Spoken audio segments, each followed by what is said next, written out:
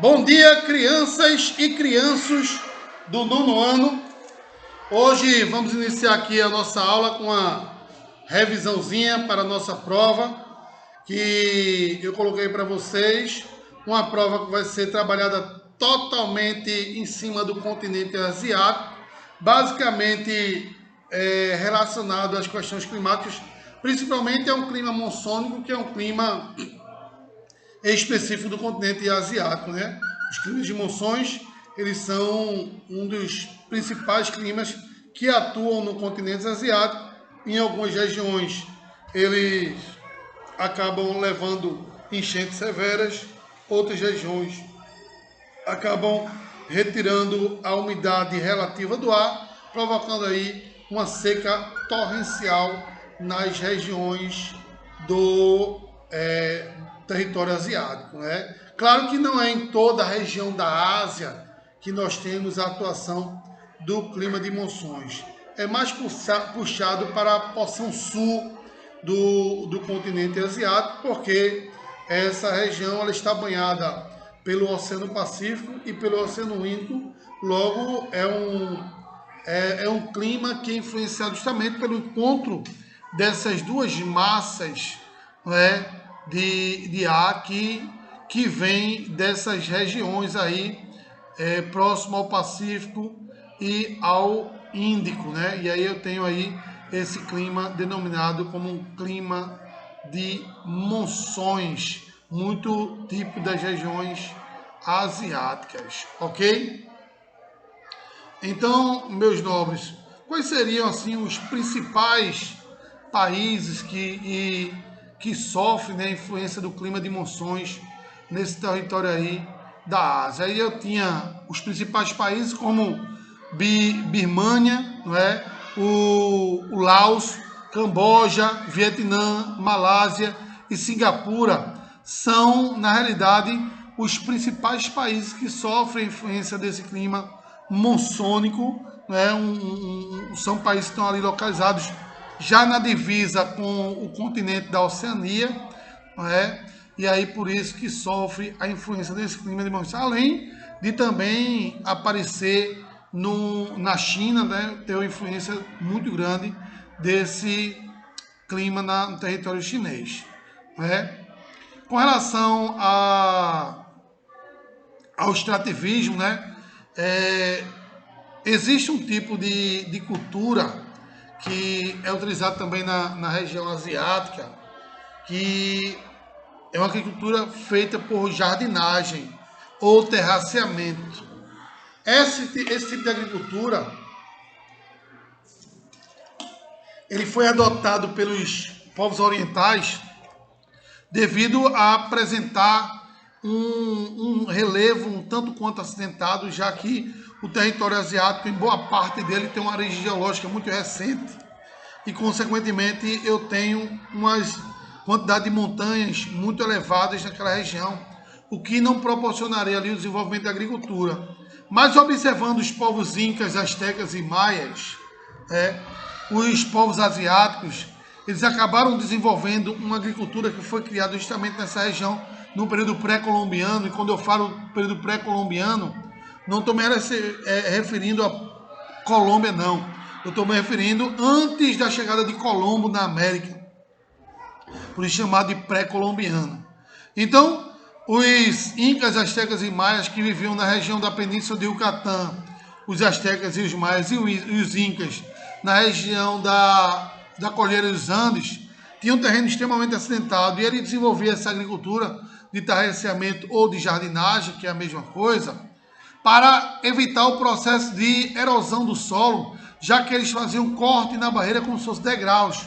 E aí, consequentemente, evitava a erosão do solo e aproveitava ainda mais o solo, porque eles abriam uma área maior para o desenvolvimento agrícola. E aí, consequentemente, os povos asiáticos acabaram por desenvolver esse tipo de agricultura, principalmente na região do sul e sudeste da Ásia, na região que pega ali as regiões das monções, né? E aí, consequentemente, eu tenho esse tipo de agricultura relacionada ao território asiático. Com relação ao relevo da Ásia, vocês sabem que o continente asiático é um continente com um território muito extenso, né? E que abrange aí também o maior país do mundo, que é a Rússia. A Rússia é um país tão grande que ele ocupa 2 continentes, tanto o continente asiático quanto o continente europeu. Então a parte asiática da Rússia, ela é composta basicamente por um relevo montanhoso ao norte, e nas partes centrais da Ásia, próximo já à China, eu vou ter aí um relevo relativamente baixo. No norte da Rússia, eu vou ter aí as áreas de grandes altitudes com temperaturas muito reduzidas, não é? Isso na porção da Rússia asiática, onde vai apresentar neve praticamente o ano todo, com essa temperatura muito reduzida, composta aí por uma vegetação denominada de floresta boreal ou taiga, que é a maior floresta do mundo. Aí você vê, professor, mas eu sempre vou falar que a maior floresta do mundo é a floresta amazônica. A floresta amazônica é a maior floresta do mundo heterogênea, ou seja, que apresenta a maior quantidade de espécies vegetais. Mas a maior floresta do mundo em área territorial é a floresta boreal ou taiga, porque ela abrange 3 continentes. Ela abrange o norte da América, pegando a região do Alasca e o norte do Canadá. Abrange também o norte da Europa e o norte da Ásia, abrangendo aí toda a região norte da Rússia. Essa floresta boreal ou taiga vai apresentar-se com a floresta de folhagem aciculifoliadas em forma de agulha, para evitar o contato com o ar frio durante o período de inverno, que praticamente dura o ano todo, já que ela recebe esse nome de floresta boreal, pois pega uma grande quantidade desses frios boreais que vem do norte do globo terrestre, e aí choca-se com essa floresta. Consequentemente, ela funciona como uma barreira que impede a penetração volumosa de temperaturas baixas nos países mais abaixo, como por exemplo a parte central da Europa e a parte central do Canadá. E aí, consequentemente, eu tenho essa vegetação que funciona e tem essa função, denominada como floresta boreal, ou taiga, também conhecida como floresta conífera, já que ela é em forma de cone, não é? Que é justamente os pinheiros que a gente usa na casa da gente, artificialmente, o pinheiro de Natal.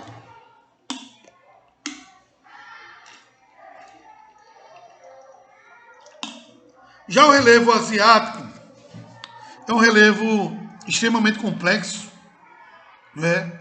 Apresentando também uma área de grande altitude, considerado o teto do mundo, que é a região do Himalaia, ali próximo à Mongólia, regiões que atingem altitudes gigantescas, como é o caso do Everest, que está localizado naquela região do Himalaia, com temperaturas muito baixas, devido à grande altitude.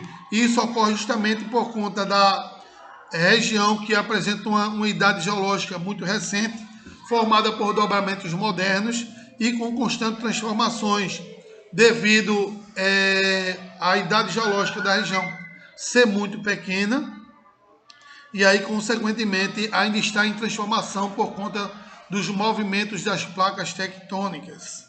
E ali eu tenho os movimentos orogenéticos e epirogenéticos que ocasionam aí a formação de terremotos, tsunamis e vulcões ativos. Eu estava assistindo uma reportagem essa semana falando da região do Japão, e comentava sobre o Monte Fuji. O Monte Fuji é um vulcão que está adormecido no Japão, que a qualquer momento pode voltar em atividade, e se ele voltar em atividade vai provocar um desastre muito grande, matando milhares de pessoas na região do Japão. O Japão é uma região geologicamente instável. Quando eu digo instável, é porque ela está ainda em movimentação geológica, e ocorre cerca de 1000 terremotos no Japão por ano. Terremotos que eu digo assim, tremores de terra, porque existem tremores de terra no Japão que não são sentidos naturalmente, apenas através do sismógrafo. E aí chega a ter mais de 3 tremores de terra por dia no Japão, porque o Japão está localizado no encontro de 3 placas tectônicas, que isso proporciona justamente a movimentação sísmica da região. Então, o Japão é uma grande ilha vulcânica, que está formado justamente em cima de uma falha geológica, e aí por conta disso há essa instabilidade geológica na região japonesa. A população japonesa é uma população extremamente grande devido à sua densidade populacional, onde tem cerca de 300 habitantes por quilômetro quadrado. O Japão é um país ao mesmo tempo populoso e ao mesmo tempo povoado, e consequentemente, diferentemente do Brasil. O Brasil é um país pouco populoso e muito povoado, porque a população brasileira ele tem uma densidade demográfica de em torno de 25 habitantes por quilômetro, por 24 habitantes por quilômetro quadrado, porém sua população é de um pouco mais de 204 milhões de habitantes. Isso, consequentemente, o Brasil é um país muito populoso e pouco povoado devido à sua baixa densidade demográfica. E aí, o Japão e a Ásia como um todo, a Ásia é um território também, assim como o Brasil, muito populoso e pouco povoado. Por quê? Por exemplo, se eu pegar a população de todo o território asiático, eu vou ter 60% da população mundial. Só a China e a Índia juntos compreendem quase a metade da população mundial. Porém, o território asiático, existem áreas com grandes concentrações demográficas, como é o caso, por exemplo, da parte sul da China, como é o caso, por exemplo, da Índia, que é uma superpopulação, como é o caso também do Japão, que tem uma população distribuída em todo o território nacional, mas que existe também no Japão, na Ásia, áreas de grandes vazios demográficos, justamente por conta de condições naturais desfavoráveis, como por exemplo na região do Nepal, na região do Himalaia, na região do deserto de Gobi. São áreas no qual eu tenho uma condição natural desfavorável que ocasiona com isso um vazio demográfico muito grande. E aí por isso que o território asiático apresenta-se com uma população relativamente distribuída desigual, com grandes concentrações demográficas em áreas de oferta de empregabilidade e condições naturais favoráveis, e vazios demográficos onde apresenta uma condição populacional natural desfavorável. E aí, por isso, o território asiático apresenta essa distribuição geográfica de forma desigual, ok? Com relação ao clima e à vegetação da Ásia, o continente asiático, por apresentar uma grande extensão territorial, tanto no sentido leste-oeste como no sentido norte-sul, vai apresentar uma grande variedade climática, assim como uma variedade vegetacional. Ao norte, ou seja, no extremo norte da Ásia, eu vou ter aí o clima denominado como frio polar. O clima frio polar apresenta temperaturas muito reduzidas o ano todo, influenciado por uma massa de ar polar, localizada no norte do globo terrestre. As temperaturas mais baixas ultrapassam menos 60 graus e as temperaturas mais altas não superam menos 40 graus, menos 4 graus diariamente. Isso justamente por conta da influência da latitude, porque essa região está localizada nas regiões de altas latitudes, em torno de 85, 83 graus de latitude nessa região asiática, justamente o norte da Rússia, onde apresentam temperaturas muito baixas, como a região de Sochi, por exemplo. A vegetação dessa região polar é uma vegetação denominada por tundra. A tundra é composta por dois elementos, os líquens e os musgos. São vegetações rasteiras que servem como alimentos para animais endêmicos da região, como o próprio alce e alguns roedores que ocorrem naquelas regiões ali. Nunca esqueçam a tundra, a vegetação de regiões de altas latitudes, com temperaturas reduzidas, que ocorre nas áreas onde ocorre o período de degelo durante o verão. E serve como alimentos para os animais nas regiões polares. Animais herbívoros, claro. Além do clima frio polar, eu tenho um clima subpolar, localizado logo abaixo do trópico do Círculo Polar Ártico. Né? O clima subpolar é onde vai apresentar a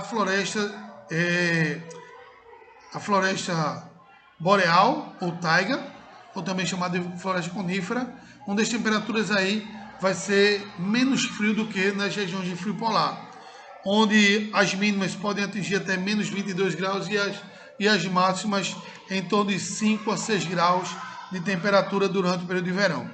O clima subpolar, ele vai apresentar uma vegetação com folhas aciclofoliadas em forma de agulha e apresenta a maior floresta do mundo que eu falei para vocês, que é a floresta boreal ou taiga. Abaixo do clima subpolar eu vou ter o clima temperado. O clima temperado vai apresentar as 4 estações de um ano bem definidas: outono, verão, inverno e primavera, onde as chuvas são concentradas durante o outono e o inverno, e durante a primavera e o verão as temperaturas são tanto quanto elevadas. Esse clima também vai apresentar uma vegetação que vai se adaptar ao clima, que é a vegetação também de mesmo nome, vegetação temperada, onde vai apresentar uma cobertura vegetal de folhagens caducifólias, caduca ou decídua, que são aquela vegetação que perde a folhagem no período de estiagem prolongada, no período de outono e inverno por conta do frio intenso, e recuperam essa folhagem durante a primavera, ao chegar no verão toda verde. Né? Então essa vegetação é denominada de caducifólia, caduca ou decídua. Temos também um clima que eu acho errado, essa denominação de clima, que é o clima desértico, que aí a gente pode considerar também um clima árido, né? Eu acho errado dar a denominação para nome clima desértico, porque a palavra desértica, como eu já falei para vocês em sala de aula, clima desértico, a palavra deserto está relacionada à ausência de vida humana, né? E aí eu teria também na região norte do globo terrestre, nas regiões polares, o clima também desértico, porque lá também não tem um pé de pessoa. Por isso que a gente não deve chamar clima desértico, a gente deve chamar clima árido, porque é uma ausência de chuva muito grande e uma temperatura elevada durante o dia com altas temperaturas durante o dia e baixa temperatura à noite, devido à ausência da maritimidade existente nessa região. E aí eu tenho essa amplitude térmica muito grande nas regiões desérticas. A amplitude térmica é a diferença entre a menor e a maior temperatura diária na região. Durante o dia, temperaturas elevadas, à noite a temperatura cai para zero por conta da ausência da maritimidade. A maritimidade é a função que o oceano tem de regular a temperatura do continente. Na Ásia também eu vou ter o clima mediterrâneo, justamente nas porções mais ao sudoeste do Oriente Médio, influenciado ali pelo o mar Mediterrâneo, onde eu vou ter aí chuvas concentradas durante o verão e o inverno seco nesse clima mediterrâneo do Oriente Médio. O deserto de Gobi também apresenta temperaturas muito elevadas durante o dia e muito baixas durante a noite. Nas regiões do Oriente Médio você também uma grande quantidade de climas áridos, não é, por conta do deserto do Oriente Médio, como o deserto do Cazaquistão, o deserto da Arábia, não é? Essa área também vai apresentar uma grande amplitude térmica. E eu vou ter também uma área de clima tropical. Não é? O clima tropical vai apresentar dois climas, essencialmente um verão seco e o inverno chuvoso, além do clima de monções que eu falei para vocês no início, sobre esse clima de monções que é influenciado pelo Oceano Pacífico e o Oceano Índico. E aí só existe clima de monções na Ásia. Se você pegar uma questão de prova falando o clima de monções da Europa, essa questão já está errada. Porque as monções só ocorrem na Ásia, assim como o tufão também. Tufão só aparece na Ásia, não aparece em outro canto do globo, não. Na realidade aparece com outra denominação. Tufão é a mesma coisa que furacão. Só que o tufão é denominado na Ásia justamente por conta da influência do clima de monções. É chamado de tufão. Mas, na realidade, é a mesma coisa do que o furacão. Mas na Ásia é chamado de tufão. Se você ouvir algum repórter falando que ocorreu um furacão na Ásia ou que ocorreu um tufão na Europa, é porque ele não estudou muito bem geografia. Que o tufão só ocorre, é um fenômeno de vento que ocorre especificamente com essa nomenclatura na Ásia, ok? Então, com relação à hidrografia asiática, com exceção do Rio Amarelo, que é o único rio com grande potencial energético e produz energia hidrelétrica na Ásia, nenhum outro rio tem esse potencial de energia, já que a maioria dos países asiáticos produz sua energia através de carvão mineral e da energia nuclear, né? Quais são os principais rios que eu tenho na Ásia? Eu tenho o Rio Amarelo e o Rio Azul. O Rio Amarelo com destaque para a produção de energia, e o Rio Azul com destaque para o desenvolvimento da agricultura, principalmente o cultivo do arroz, que é a chamada risicultura, né, na Ásia. A risicultura é um dos tipos de agricultura muito desenvolvidas no continente asiático, já que ela é cultivada em regiões de planícies alagáveis, e na região asiática existem muitas dessas regiões de planícies alagáveis, principalmente na região do Rio Azul. O outro rio muito importante é o Rio Ganges, na Ásia. O Rio Ganges ele é um rio considerado sagrado, porque as populações de origem hindu, não é? Elas acreditam que o Rio Ganges ele passa sobre a cabeça do deus Shiva e as suas águas acabam sendo purificadas.